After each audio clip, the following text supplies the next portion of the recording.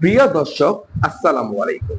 আজকের ভিডিওতে আমরা আলোচনা করব কিভাবে আমাদের শরীরকে সুস্থ রাখা যায়। চলুন শুরু করা যাক আজকের ভিডিওটি।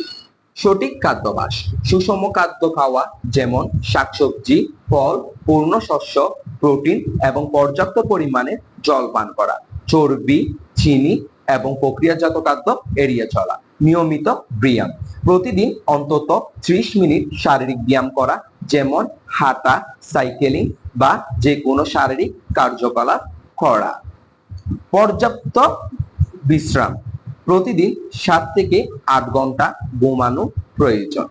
ঘুম শরীরের পুনরুদ্ধার এবং মনকে সতেজ করে এবং আমাদেরকে দৈনন্দিন কাজের প্রতি মনোযোগী করে।